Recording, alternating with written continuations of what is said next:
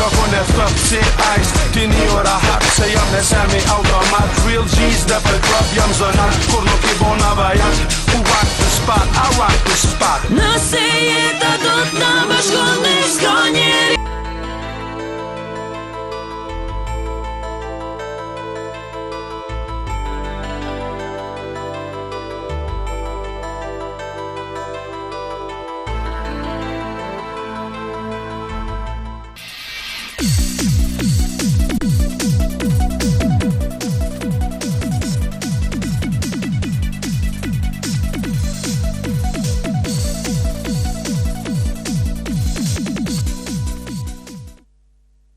Mirëmëngjesi të gjithëve, mirëmëngjesi të dashur miq, të cilët na ndiqni nëpërmjet valve të televizionit Apollon. Mirë se keni ardhur edhe për ditën e sotme për të qëndruar së bashku me ne në transmetimin e drejt për drejt e emisionit Fundjavë në Apollon, ku edhe për këtë ditë të diele do të jemi së bashku me ju duke prezantuar të gjitha rubrikat përbërëse të këtij emisioni, duke sjellë tek ju mjaft këngë të bukura, të cilat do të transmetohen nëpërmjet videoklipeve, do të sjellim atmosferë nëpërmjet këngëve shqiptare, ashtu edhe të huaja për të qenë sa më afër shijeve dhe preferencave tuaja muzikore. Do të kemi dhe për ditën e sotme rubrikën tonë të kurioziteteve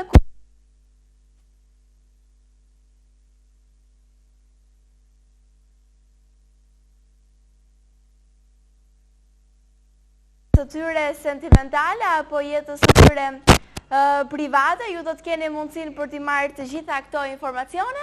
Ndërkohë do të kemi rubrikën Si të gatuajmë, ku do t'i japim edhe këshillat tona të gatimit për ditën e sotme, apo edhe rubrikën tonë të të ftuarit, ku për këtë emision do të njiheni me një tjetër personazh I cili ka ardhur nga qyteti I Vlorës. Do të flasim për teatrin, do të flasim për filmin, do të flasim për kinematografinë, kështu që vazhdoni të qëndroni në shoqërinë tonë për të ndjekur të gjitha rubrikat përbërëse të këtij programi ditën e sotme. Ndërkaq unë do t'ju lënë në shoqërinë e këngës së parë që kemi përzgjedhur për t'ju përshëndetur të gjithë ju të cilët jeni duke na ndjekur dhe keni vendosur për të qëndruar në shoqërinë tonë.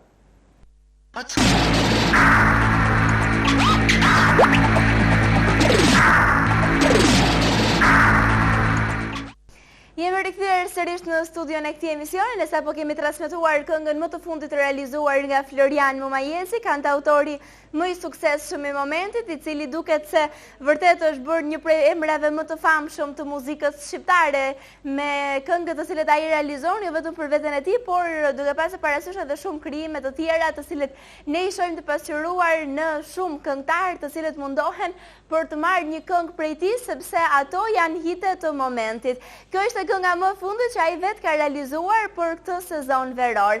Ndërkohë, siç e patë edhe nga vetë sigla, tashmë ka ardhur momenti për të prezantuar edhe rubrikën tonë të kurioziteteve, ku do të filloj me njerë që t'i japim lajme dhe informacionet më të fundit që ka ndodhur në jetën e personazheve të njohur. Do të flasim për një këngëtare mjaft të famshme, bëhet fjalë për Whitney Houston. Në fakt është një këngëtare e cila ka pasur para shumë vitesh pikërisht periudhën e shkëlqimit të jetës së saj, si profesionale ashtu edhe sentimentale, por duket se në këtë kohë ylli ka zbritur dhe ka rënë në tokë, dhe duke zbritur duket se ai është vrarë. Kështu janë shprehur edhe mediat, të cilët vërtet janë ndjerë shumë të zhgënjur nga Whitney Houston, nga këngëtarja e famshme, e cila në fakt duket se është gjatë gjithë kohës në ndikimin e drogave. Është parë së fundmi në aeroport për ta udhëtuar dhe gjendja e saj ka qenë vërtet shumë e vështirë. Sipas mjekëve të cilët merren shpesh herë me të, ata kanë deklaruar se sasia e madhe e drogës që ajo tashmë është detyruar për të marrë do ta çojë atë shumë shpejt edhe drejt vdekjes. Kjo ka qenë një lajm fatal, sidomos për të gjithë fansat e saj, të cilët duket se janë ndjerë të zhgënjur sepse ajo e ka lënë për disa kohë muzikën për të qenë në fakt në për qendra të ndryshme rehabilitimi. Turneu më I fundit që ajo ka realizuar ka qenë një dështim I plot. Ishte një turne I cili I ka zhgënjur fansat, ajo nuk ishte më zë, këngët të cilët performoi ishin këngë të shumë viteve përpara dhe nuk ishte më materiale të reja. Të gjitha këto kanë bërë që të mos jetë më prezente në skenë dhe tashmë të merret vetëm me jetën e saj, por gjatë gjithë kohës trupi I saj është në efektin e drogave, kështu që nuk do ta shohim më në skenë. Të paktën kështu ka thënë edhe asistencia e saj, duke deklaruar se Whitney Houston tashmë ka hequr dorë nga skena dhe nga muzika. Zëri i saj dhe trupi i saj nuk janë më në formë për të performuar, kështu që nuk do të jetë më në skenë. Kjo ka qenë një lajm fatal që duket se ka marrë dhe në të gjitha mediat apo në gazetat të cilat flasin për VIP-a dhe për personazhet e njohur. Ndërkohë, nga një këngëtare ne ndalemi për të dhënë një informacion për aktorët. Do të flasim pikërisht për George Clooney dhe Elisabetta Canalis. Duket se historia atyre ka qenë një histori e mbushur plot me thashë theme, me shumë ndarje, me shumë bashkime, shumë gossip të cilët janë shfaqur në faqet e para të revistave mjaft të njohura amerikane. Shumë kriza në marrëdhënien e tyre, por duket se ajo që nuk ishte menduar asnjëherë për sex symbolin George Clooney do të ndodhë së shpejti. Një martesë e cila është vendosur për të bërë në datën 29 korrik. Është pikërisht kjo data që ata kanë vendosur për të kurorzuar edhe dashurinë e tyre. Aktori i famshëm, ose mund të quhet ndryshe aktori beqar i famshëm, sepse kështu është quajtur për vite me radhë, tashmë nuk do të jetë më beqar, por do të ndrojë edhe statusin e tij. Ka qenë një lajm i cili ka filluar që të qarkullojë dhe duket se është më i paprituri. Ende nuk dihet nëse do të realizohet vërtet kjo dasëm madhështore, por nëse do të realizohet do të jetë në fakt pikërisht modelja e famshme Elisabetta, ajo e cila ka mundur që të rrëmbej plotësisht zemrën e aktorit të famshëm, i cili duket se është një prej beqarëve, ose ka qenë më saktë një prej beqarëve më të preferuar, ku në çdo fest apo në çdo eveniment ku ai shfaqej, partnerja e tij ishte gjithmonë e ndryshme. Tashmë Elisabetta Canalis duket se së shpejti do të jetë edhe bashkëshortja e aktorit të famshëm.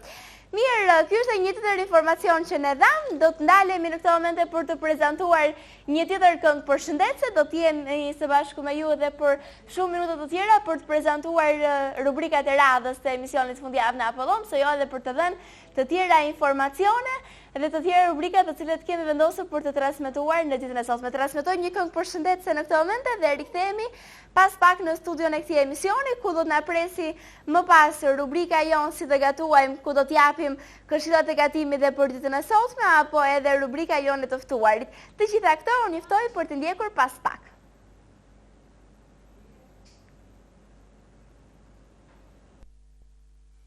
Sërish në studion e këtij emisioni kemi transmetuar këngën e radhës përshëndetse, ndërkohë vazhdojmë që të jemi së bashku me ju në transmetimin e drejtë për drejtë të programit Fundjavë në Apollon për të prezantuar të tjera rubrika përbërëse të këtij emisioni. Ka ardhur momenti për të dhënë këshillat tona të gatimit për të gjithë anvisat të cilët janë duke na ndjekur. Transmetojmë në këtë moment Si të gatuajmë dhe rikthehemi pas pak në studio. Vazhdoni të qëndroni në shoqërinë tonë.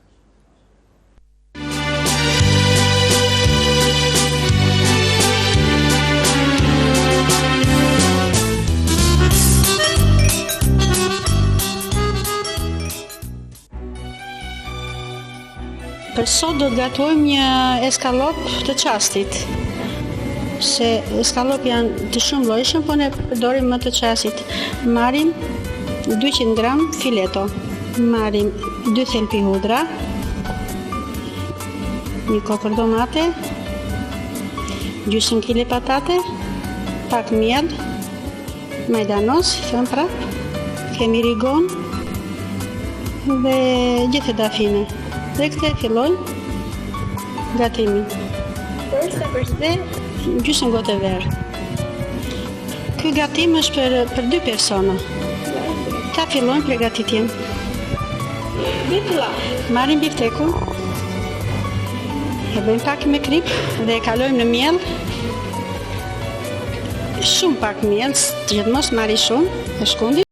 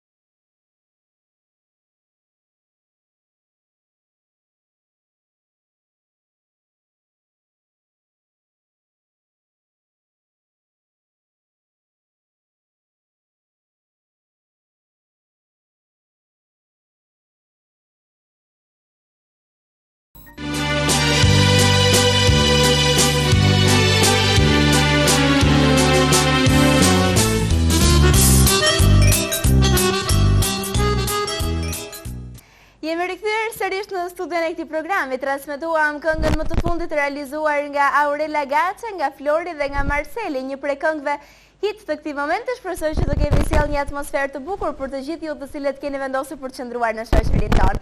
Ka ardhur momenti për të prezantuar një tjetër rubrikë përbërëse, e cila nuk mungon asnjëherë në programin tonë. Është pikërisht rubrika jone të ftuarit, ku në këtë studio ne kemi pasur kënaqësinë që të kemi të ftuar aktor, këngëtar, regjisor, sportist, të cilët na kanë rrëfyer për jetën e tyre. Edhe për këtë ditë emisioni fundjavë në Apollon, kemi nderin dhe kënaqësinë që të kemi të ftuar në studio aktorin dhe regjisorin Jorgaq Tushe. Mirëmëngjesi, unë ju falenderoj që pranuat ftesën për të qenë pjesë e këtij emisioni. Faleminderit dhe juve. Është një kënaqësi për ne. Dhe sigurisht do të njihemi më tepër me ju, me jetën tuaj dhe me të gjithë veprimtarinë gjatë këtyre viteve. Mund të themi se është një veprimtari e pasur dhe shumë e larmishme. Dhe ashtu sikurse është bërë tradit në fakt në emisionin tonë, do nisim pikërisht nga fillimet e para dhe nga pasioni për aktrimin. Kur ka nisur ai? Kur kam qenë i vogël e kam pasur pasion në teatri.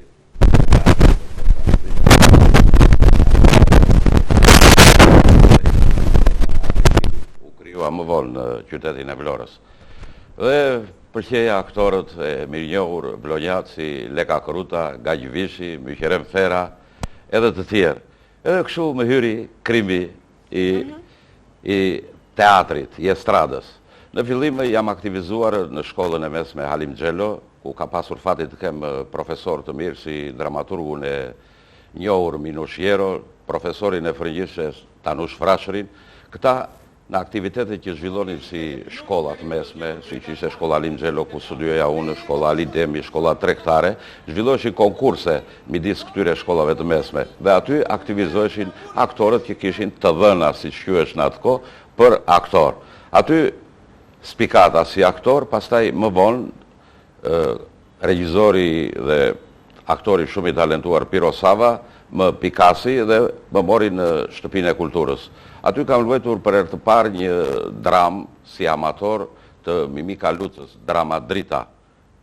Më besoi një rol Piro Sava, u thash u bëj dot këtë se bëj dot e bën më tha mua se ti tha je karakter tha. Po unë atë kohë nuk e dija ç'do të thënë karakter që thuhesh për një aktor. Ta shpjegoj unë, më tha edhe ma shpjegoj me fjalët e tia, më tha mua dëgjoj tha, ti je tip tha që po dole një herë në skenë tha mbahesh mend tha. Këtë i quajmë karakter, dhe tha mua. Nuk e mbaj mend si doli ajo çfaqe, spektatorët e pëlqyej si çfaqe amatore.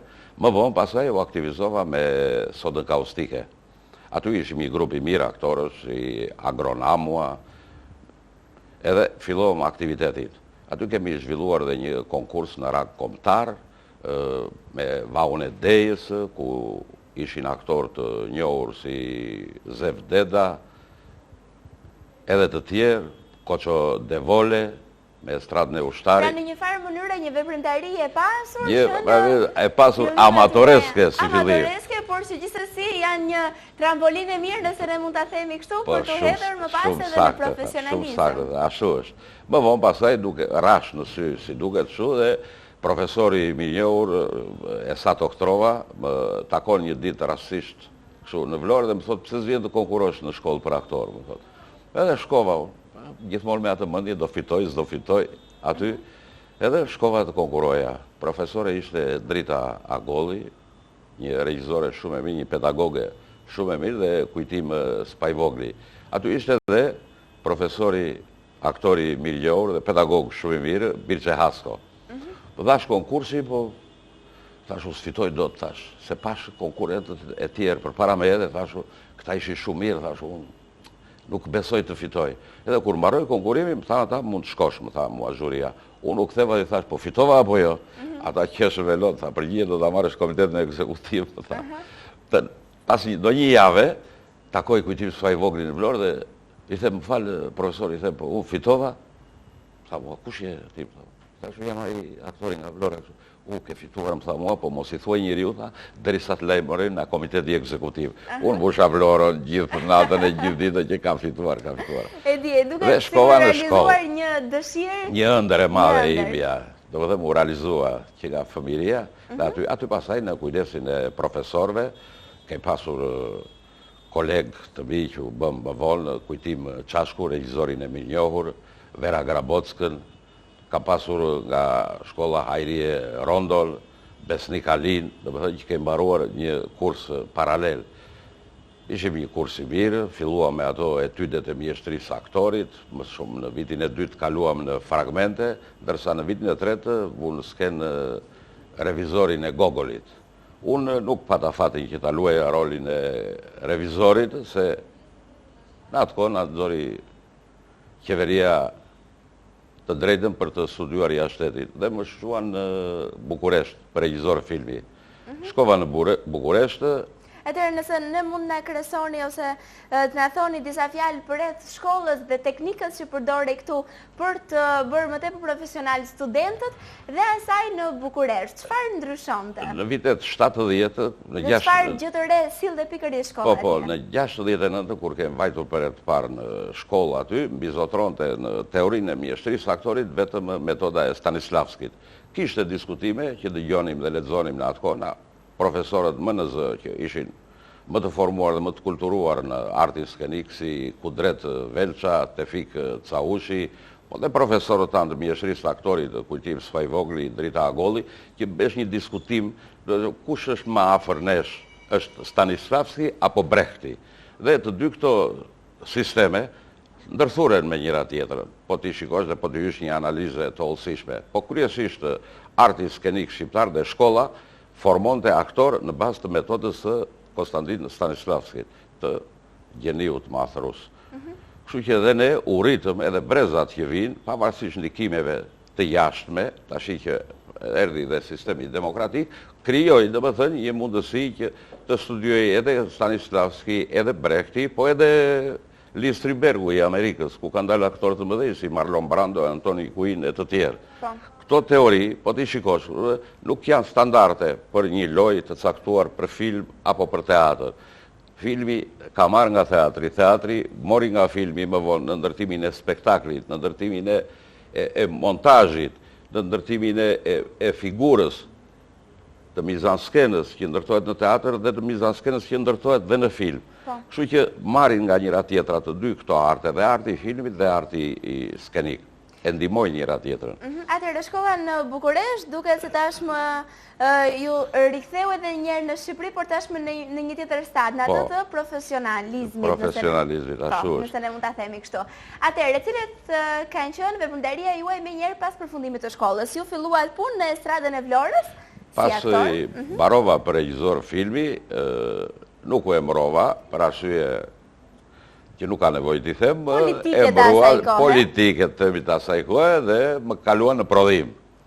Punova një 2 vjet në prodhim dhe pastaj më morën si aktor në estradën e Vlorës. Cili ka qenë roli i parë tashmë? Roli i parë ka qenë roli një pa kujtuar ato më përpara që janë rënë në Shiko, roli i parë mbahet mend gjithmonë edhe unë do ta them, kam luajtur rolin e një xhandari të kohës së Zogut. Futesha në një klasë aty, mësuesi jepte mësim geografin, edhe u futesha, edhe dëgjoja mësimin. Edhe i thoshe ati, ky është lumi këtu. Qa lumë mori, thoshe, ku ka lumë tu të harta? Po është lumi, thoshe, lumi vjosa këtu. Qfar lumë, ku ka lumi vjosa, është në fjerin, thoshe. I thoshe i gjandari, për të reguar atë ignorancën e kohës së Zogu, do të thëtë gjandarëve, të policëve të asaj kohe. Ky ka që roli parë që kam luajtur në estradën e Vlorës si profesionist. Dhe më pas erdhen edhe shumë role të tjera? Më parë erdhen edhe role të tjera, falë edhe bashkëpunimit kisha me aktorë të njohur, si ishte Leka Kruta, Myqerem Fera, Gaji Vishi, mësova nga ata shumë, edhe u poqja si aktor, kuptohet edhe pasi kisha bërë edhe shkollët. Por ëndra imi ishte teatri, edhe në teatr u aktivizoha fillimisht si aktor me komedin Berberi Siviljes, me regjizor Besnik Alin, që ishte edhe kolegu im në shkollën për aktor. Aty luajta një rol shumë pikant, shumë të spikatur, si që ishte roli Don Bazilit. Ati roli i gjeta një farë të rolit, si i themi ne në gjuhën profesionale, edhe futesha duke kënduar. Me që ishtë profesori muzikës, futesha me një batsusu bim bim bam bam, bam bam bim bam, me një kohë kështu të caktuar muzikore. Kjo bëri që dhe roli të pëlqet, kuptohet dhe qfaqja në tërësi, po dhe roli im në veçandi. Sa e vështirë është që të futesh në petkun e personazhit? Ja, është një makineri, si mund ta them, është pra bëhet një punë paraprake përpara se për të krijuar një figurë artistike, këto duhet të vërë në përdorim eksperiencën e tij që ka fituar deri në atë kohë, literaturë botërore që ka studiuar, romane të shumta, drama të shumta, duke i lexuar të gjitha këto historitë e ndodhit të shumta që mund të bëjnë të mbeten në mendje dhe pastaj ti si aktor mundohesh që të marrësh diçka këtu, diçka atje për të plazmuar atë figurën e re që ke në X drama apo në X komedi. Unë përgjithsisht kam qenë i prirë nga komedia dhe më pak nga drama. Kjo bëri që dhe në kinematografinë shqiptare, se po kaloj në një temë tjetër, më jepni gjithmonë rolet negative. Edhe të gjithë më thoshë, po pse negative, pse negative? Pse negative atëre? Këtë pyetje kam bërë dhe unë vetes shumë herë, po dhe spektatori, megjithëse më pëlqente, po më thoshte pse gjithmonë negative. Këtë pyetje duhet t'ja bën regjizorëve, i thosha që më japi këto role, nuk mund ta them unë. Si duket ato i qelloja më mirë, i vizatoja më bukur, i pikturoja më mirë në ekran. Prandaj më jepin rolet negative.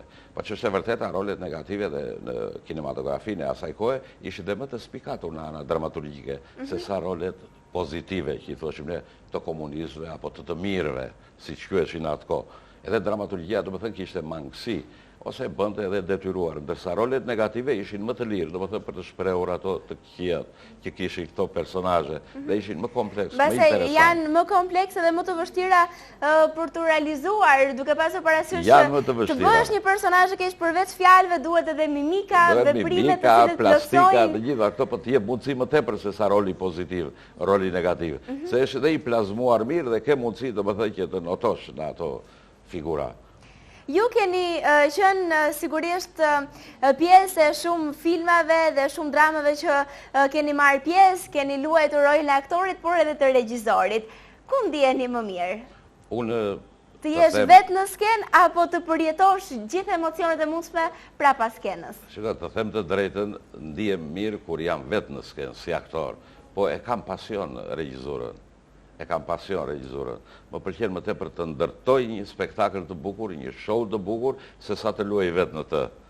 Ky është, domethënë, ajo kontradita që kam unë si aktor, dhe po të shikosh gjithë krijimtarinë time tash pas shumë vitesh, domethënë, nuk mund ta ndash edhe aktorin dhe regjisorin, po unë shikoj më tepër regjisorin tek Jorga Itushja, vetëm regjisorin. Zakonisht, në fakt, ju keni vënë edhe shumë drama dhe shumë pjesë në skenë, mund të përmendim disa prej tyre, që janë shumë zhurmë për asgjë. Është një komedi shumë e bukur e Shakespeare-it, po ka pasur fatin që të kem dhe aktor të mirë, siç është Bujar Asqeriu, për shembull, në rolin e Benediktit të shumë zhurma, Vladimir Habilin në rolin e Klaudit, Ilirian Aliun, janë një plejad aktorë shumë të mirë me cili ka pasur fatin të punoj dhe këtyre ja u dedikoj dhe suksesin e këtyre pjesëve. Pastaj kam bërë nga dramaturgjia shqiptare, Familjen e Peshkatarit, ku në rolin e Jonus Brugës luan prapë Bujar Asqeriu, prapë Ilirian Aliu, shoku im, edhe aktor të tjerë të teatrit të Vlorës. Mirëmëngjes Vera ka qenë një komedi e këndshme e shkruar nga autori vlonjat Gafur Shameti, një komedi e këndshme ku kemi bërë një numër të konsiderueshëm shfaqjesh. Një komedi shumë e bukur, shumë e këndshme, me ato temat e ditët, jo vajzë drejtori si ja jap djalin çupës së drejtorit, pak a shumë si Evanit. Dhe ne kemi qenë para rendës, po ta shikosh, të asaj tipit të komedisë ku Adelina Balashi arriti kulmin me pavatin 176, po dhe ne nuk mbetëm prapa. Ne kemi një sekuencë tashmë të cilët juftoj për ta ndjekur në këtë moment dhe rikthehemi pas pak në studio për të vazhduar me bisedën tonë. Qëndroni së bashku me ne.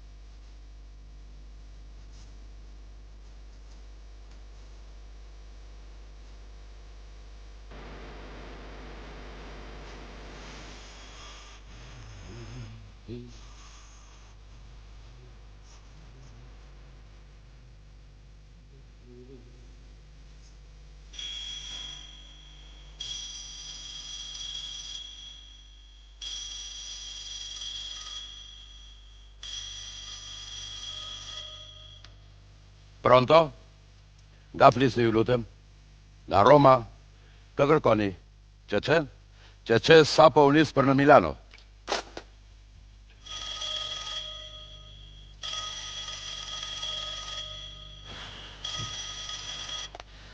Pronto? Nga flisni ju lutem? Nga Venecia? Kë kërkoni? Qeqen? Qeqen sapo u nis për në Livorno. Apo më çmendë, që, dhe gjithë kërkoj. Ja prap.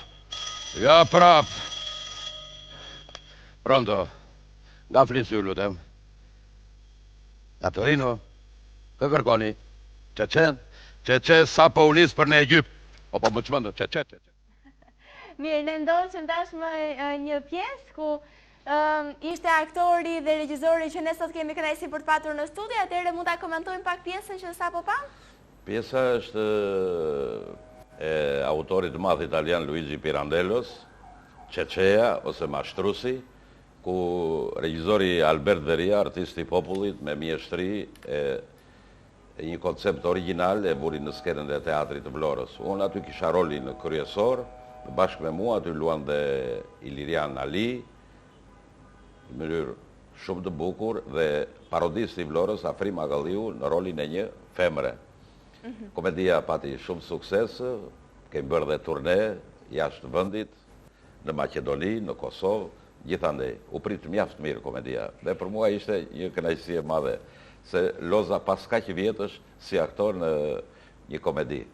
Dhe ne jo pa qëllim e transmetuam. Mirë, atëherë unë në dorë në këtë moment e kam disa foto, të cilët do doja që t'i shihnim bashkë dhe t'i komentonim. Kjo fotografi është nxjerrë nga komedia Letra e humbur e Ion Luka Karagjales, ku unë luaj rolin e Kacavenkut, komedi rumune. Këtu jam me një kolegun tim, regjizor kosovar, Afrim Kasapollin. Këtu jam u kthye prapë tek Qeqeja në rolin e Qeqes, Mashtrusit. Sërish. Po, sërish në rolin e Qeqes të Mashtrusit. Këtu jam me kolegun tim, Mane Lumanin, parodistin e minjohur, Vlonjat. Këtu jam me kolegun tim, mikun tim, Ilirian Aliun. Të cilët kishim edhe kënaqësinë për ta pasur. Dhe Ilirian Aliun, ka kohët e fundit, kemi nxjerrë Kënga e Mjellmës, një monodram shumë e bukur, që u ndoq me interes kohët e fundit. Këtu jam në shtëpi, relax. Këtu është djali. Një djalë bukurosh. Levini. Mirë, do të flasim pak më vonë edhe për familjen, do ta komentojmë gjatë atë, por në fakt do doja që të ndalesha sërish tek regjizura, tek pasioni juaj. Sa e vështirë është për një regjizor nëse ka një pjesë në dorë për të bërë përzgjedhjen e kastës së aktorëve dhe për t'i përshtatur ato me personazhet që do të luajnë. Si bëhet përzgjedhja e tyre në mënyrë që t'jenë ata sa më afër karakterit që ju dëshironi që të paraqisni në skenë? Ashtu është, puna e regjizorit është një punë mjaft e vështirë, është një punë komplekse, dhe të bësh regjizor duhet të kesh njohuri dhe të kesh, domethënë, të dish ti harmonizosh të gjitha artet e tjera, siç është piktura, letërsia, skulptura, muzika, filmi, të gjitha këto arte ndërthuren me njëra tjetrën në atë që ne quajmë regji. Regjizura, api parë që duhet bëj regjizori, është zgjedhja e pjesës, që këtu qëndron zgjuarësia dhe largpamësia që ka regjizori, që në zgjedhjen e pjesës. Unë këtë mund ta konkretizoj për shembull me... Ku synojnë më tepër regjizorët për të zgjedhur pjesën? Tek aktualiteti, tek problemet aktuale? Kjo është pyetje saktë shumë. Regjizori duhet të di për çfarë shqetëson spektatorin e sotëm. Po jo ato problemet e përditshme, ato se kthehen në rutinë, po si fenomen i ri, çfarë shfaqet në shoqërinë shqiptare? Çfarë shqetëson shoqërinë shqiptare? E shqetëson shumë, po marr për shembull shumë interneti, mos po e largon jeta e përditshme, po e fut në një botë tjetër që është pak xhamllëku i atij internetit, komunikimi me njerëzit nëpërmjet internetit, e gjitha këto e shqetëson ky fenomen, atë për shembull mund të bëhesh një komedi shumë e bukur. me internetin. Një çfaqje, për shembull, unë tash i qerit me do një çfaqje shumë e bukur mund të bëhet, do të thënë, një çift që dashurohet nëpërmjet internetit, që është bërë shumë e modë sot, apo një çift që dashuron direkt në jetë, që takohen, pi një kafe, bë një shëtitje në rrugë. Se sa në internet duke komunikuar natë për natë, të dua, më do, të duas, më do, dhe gjitha këto. Kjo tash është kthyer në një fenomen që është bërë i përbotshëm, mirë po, ka dhe këta anën tjetër negative, që ato emocione, të gjitha ato ikin, është vetëm ai komunikimi i përhershëm 24 orë në 24 orë, po që nuk të ngjall emocione. Për këtë mund të bëjë një komedi shumë të bukur, një autor mund të bëjë një komedi shumë të bukur vetëm me këtë temë. Pra regjizori duhet të them këtë, domethënë kap një pjesë që trajton probleme që shqetësojnë spektatorin e sotëm, po jo probleme të rëndomta, po fenomenet që shfaqen në shoqërinë e sotme. Se të thuash të drejtën, teatri kalon dhe një lloj krize për arsye të televizorit. Po jo vetëm në Shqipëri, po dhe në gjithë botën, është kjo krizë. Se spektatori e ndjen vetëm më komod duke qëndruar në koltukun e tij në shtëpi dhe duke ndjekur një film. Po qoftë edhe një teatr të filmuar. Është më interesant në shtëpi se aty ke edhe një kafe, ke edhe një çaj, ndes dhe një cigare. Këto janë ca komoditete që nuk i lë spektatori. E quan që kështu mundim të vi në teatr. Por haron, pa ato emocionet, atë frymari, atë syrin e aktorit që e ke në skenë, nuk e ndjen kur në televizor, apo në internet, bje fjala. Unë si regjizor kam kënaqësinë të punoj me aktor të mirënjohur, siç janë në Teatrin e Vlorës, të Plejadës dhe të që kanë dhënë dhe kanë lënë gjurmë në këtë teatr, do të përmendja Ilirian Aliun, një aktor shumë të mrekullueshëm, do të përmendja aktorët parodistat e shquar të Teatrit të Vlorës, me të cilët kam qenë edhe kolegë si aktor, po kam vënë dhe pjesë si regjizor në estradën e Vlorës, dhe kjo është një kënaqësi e veçantë. Puna e regjizorit është punë e vështirë, nuk mund të thuhet me dy fjalë, është një punë kërkimi të vazhdueshëm. Është një punë fantazie? Fantazi, krimtari, është gjitha, po duhet të dish se si ta ngacmosh aktorin, që aktori të nxjerrë atë që kërkon ti. Nuk duhet t'ja demonstrosh rolin. Kështu ti se jam unë regjizore duhet të kështu.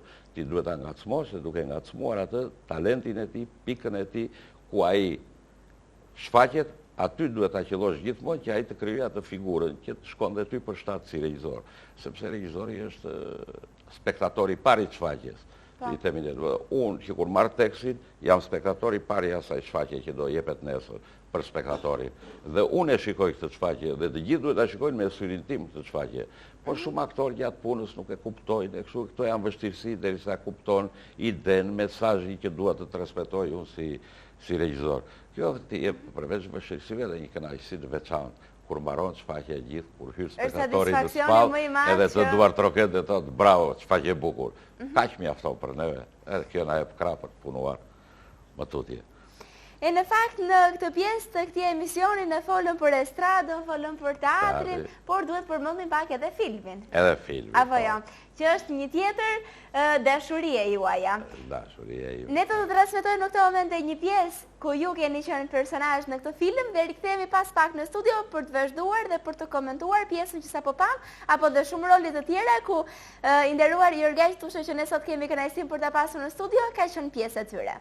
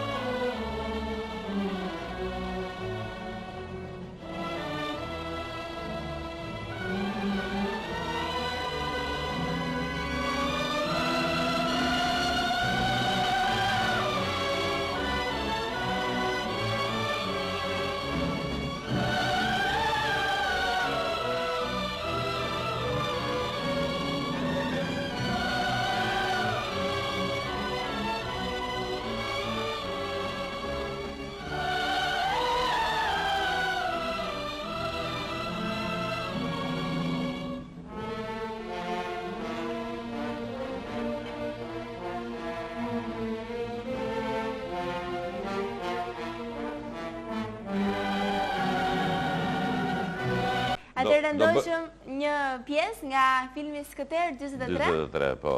Një film me regjizor Rikard Ljarjen dhe skenarist Vath Koreshin. Një film shumë i bukur, ku fliste për kampet e përqendrimit që kishin krijuar pushtuesit në Shqipëri. Kam kujtime të bukura nga ky film, që kam punuar me regjizorin Rikard Ljarja, aktorin e minjohur shqiptar. Po dhe në filmat të tjerë, unë do të përmendja Plumba Perandorit, me regjizor Mevlan Shanën, aktorin e minjohur dhe regjizorin minjohur.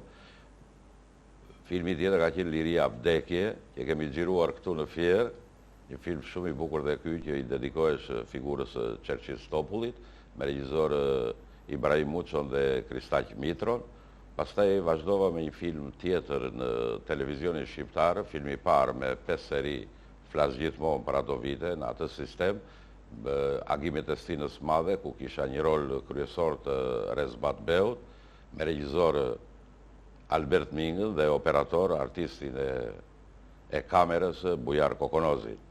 Më vonë u aktivizova tek filmi Skëter 43, si që thash, edhe tek filmi tjetër Nata e parë e Liris, ku luaj me aktorin e minjohur Timo Floko, në rolin e Çeçemi Timo dhe unë në rolin e Nazif Kakamit. Duke se i keni provuar të gjitha gjinite e kinematografisë, keni qenë pjesë e stradës, teatrit, e regjizurës e filmit, ku ndjeni më mirë? Në teatr, ku spektatorin e ke përballë, emocionet që ju i falni, i merr drejt për së drejti nga reagimet e tyre, nga të qeshurat, nga duart trokitjet, apo në film ku përballë ke thjesht vetëm kamerën? Ëndra ime, megjithse domethënë punoj si regjizor, e kam për të rajsi dhe si aktor, po si regjizor, unë studiova për regjizor filmi dhe e kam pengë dhe sot e kësa dite që nuk arrita të bëj një film. Kjo është ëndra ime. Dua të bëj një film si regjizor.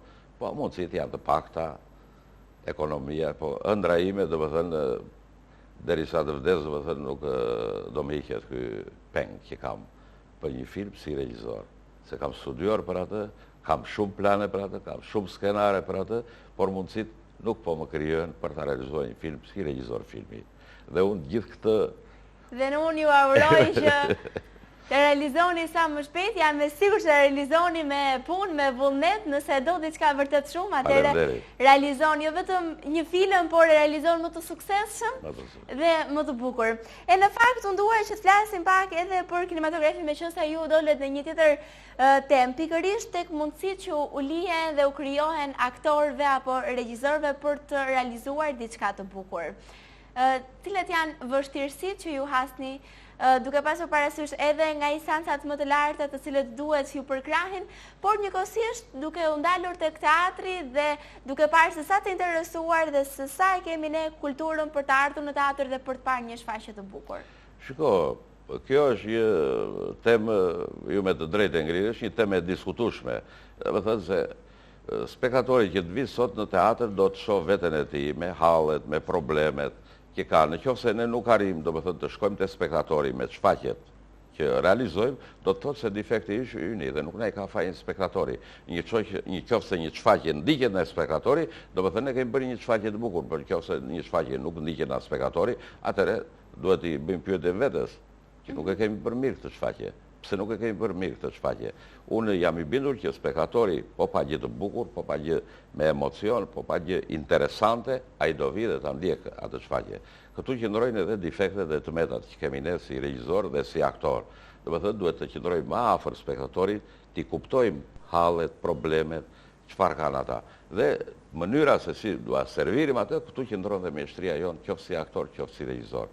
Këtu duhet të krijojmë me spektatorin, sidomos ne që jetojmë në qytetet provinciale, të them kështu, duhet të krijojmë atë komunikimin me spektatorin. Nuk duhet të nxjerrim një shfaqje në 6 muaj. Ka mundësi të nxjerrim njëra pas tjetrës. Spektatori duke ardhur, që i thonë orek si vjen duke ngrënë. Edhe spektatori duke parë një shfaqje, do ta vi dhe ai ta ndjek këtë shfaqje. Në fillim mund të kesh pak spektator, pastaj do vinë më shumë dhe më shumë. Po gjithmonë duhet të kërkojmë tek vetja, mos i hedhim fajin spektatorit. Se dëgjon shumë shpreh, tash për shembull zbritën fshatarët në qytet, ata nuk vinë të shikojnë shfaqje, jo, kjo nuk është e vërtetë. spektatori, po e Nëse është pëlqeu të profesionale, shfaqe, atëherë do vi, do ta ndjeki, do të thotë edhe bravo të qoftë. Ose nuk e bërgje. Unë doja të ndalesha në qik tek krijimtaria e viteve të fundit, se nuk e thash që unë u shkëputa në vitet 90, kalova si të gjithë në emigracion, punova në Greqi në profesione të ndryshme, kuptohet pa e lënë profesionin tim, ndihja shfaqje teatri, kinematografin, dhe kjo më bëri do më thënë që ta mbaj veten të pashkëputur nga profesioni. Dhe tani këto 2 vjetë, 3 vjetë e fundit që jam kthyer në qytetin e Vlorës, dua të falenderoj kryetarin e bashkisë që më dha mundësinë të aktivizohem përsëri në teatr, dhe pjesa e parë që vura pas shumë vitesh ishte Krushit nga Vlora. Krushit nga Vlora trajton një temë shumë interesante të racizmit që ka për emigrantët shqiptar në vendet e huaja të Evropës.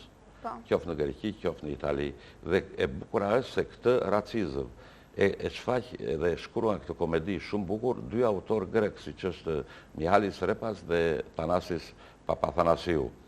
Kjo vepër pati sukses të madh në Vlorë, jo vetëm se ishte shkruar bukur ajo, jo vetëm se isha unë regjizor në këtë shfaqje, po ishte edhe një kast shumë i mirë aktorësh, duke u nisur që nga Desantila Kristo, Eliona Thomaraj, Ilirian Ali, Matilda, Abduli, Astrid Mamaj, edhe të tjerë, më falin qofse haroj dhe në jakte. Kjo pati shfaqje shumë sukses.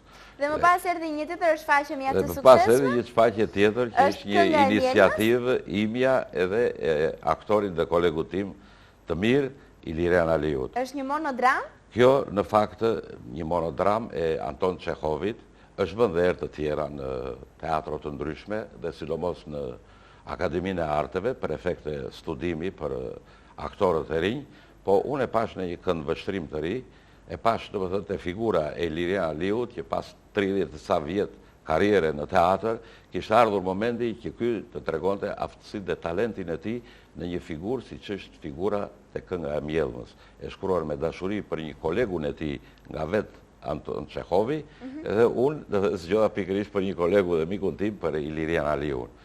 Dhe duhet të them se kjo pjesë u prit shumë mirë në teatrin e Vlorës, vazhdon të shfaqet, e kemi edhe tani, dhe këtu vlen të përgëzohet puna shumë e mirë, profesionale, apasionante e aktorit mirënjohur vlonjak, Ilirian Ali, që nuk bën vetëm një figurë atë të aktorit, po bën edhe 4 figura të tjera, dhe kjo është shumë e vështirë për ata që merren me aktrimin, të bësh 4 figura, 5 figura brenda një shfaqje. Dhe këtu fal meritës, punës, këmbguljes të Ilirian Aliut për të arritur bashkëpunimi. Në këtë do të përmend këtu edhe drejtorinë e teatrit që na ka ndihmuar, zotin Dimitraj Furxhi, po kështu nuk mund të lë pa përmendur dhe zoti Shpëtim Gjika që na qëndron gjithmonë pram, na ndihmon, na inkurajon, dhe kjo është frut i punës së të gjithë këtyre që përmendëm në këtë teatr. Mirë, ne do ta ndërpresim për pak sekonda bisedën tonë. Ne kemi përzgjedhur një këngë Gjirokastrite për t'ju përshëndetur ju në radhë të parë. Ose unë jam me origjinë Gjirokastrite. Jeni nga Gjirokastra. Faleminderit. Dhe të gjithë shikuesit të cilët janë duke na ndjekur, transmetojmë këngën, rikthehemi pas pak në studio.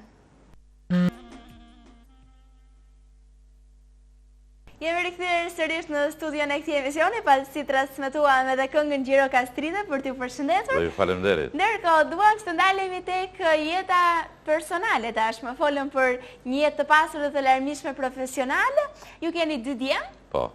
Të cilët nuk merren në aktrim. Nuk merren në aktrim. Nuk ja keni këshilluar ju apo nuk pat ndonjë talent shumë të madh tek ata? Në fakt që kur ishin të vegjël kështu, bëra një 2 prova kështu, të shikoja kanë çik talent apo nuk kanë talent, dhe e vura re që nuk ishin talent.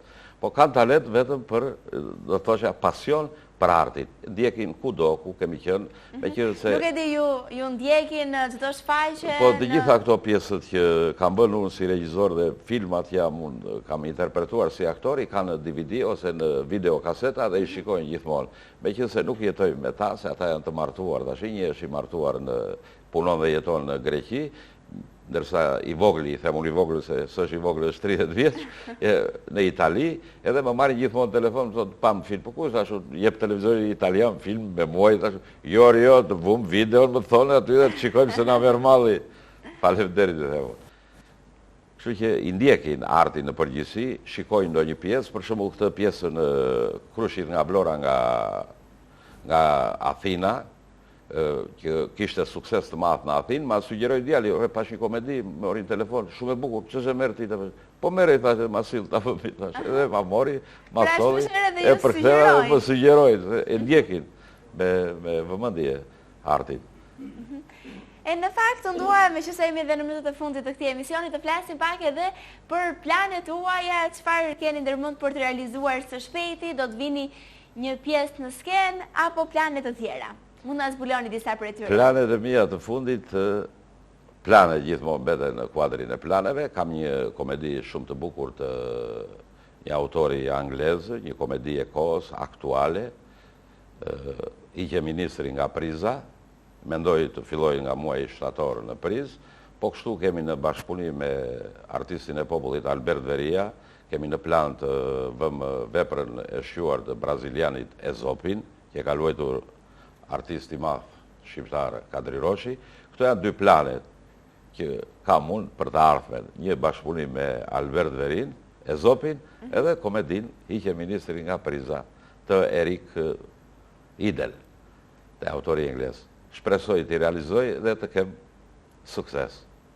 Nuk dua të haroj pa përshëndetur presidentin e televizionit Apollon për ndihmën që më ka dhënë te mua si regjisor dhe si aktor, dhe do të aftoja domethënë të bëjmë një bashkëpunim për të krijuar një faqe të re në televizionin Apollon, të bëjmë dhe në një serial televiziv. Unë mundësit i kam, skenari e kam shkruar, kështu që i bëj thirrje të hulemi edhe të fillojmë nga puna. Dhe nuk do arrit për t'ju përshëndes dhe juve. Jeni bërë akoma më e mirë si speakere, si person televiziv, dhe ju përshëndes edhe inshallah u takofshim edhe në patjetër që ka. Dhe unë dua të falenderoj nga zemra që ishte pranishëm në studion e këtij emisioni. Ju uroj shëndet, lumturi dhe sa më tepër krijimtari të suksesshme. Jo, faleminderit. Faleminderit. Ndërkohë dua t'i përshëndesit edhe të gjithë shikuesit të cilët qëndruat në shoqërinë e valëve të televizionit Apollon. Shpresoj që të keni kaluar një mëngjes të këndshëm në shoqërinë tonë dhe sigurisht duke ju uruar një vazhdim të bukur të ditës, dua t'ju rikujtoj takimin tonë të ardhshëm sërish javës tjetër. Mirupafshim.